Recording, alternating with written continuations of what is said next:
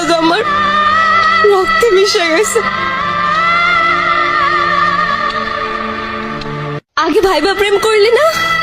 তুই জানোস না তুই আমার ছাইরা চলে গেলে আমি পাগল হয়ে যাব।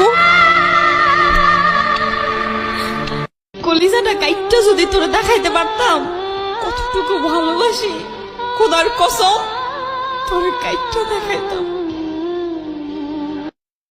আরে বেমান চলে গেছত তো গেছতি, আবার ফোন কইরা কেন জ্বালা বাড়াস?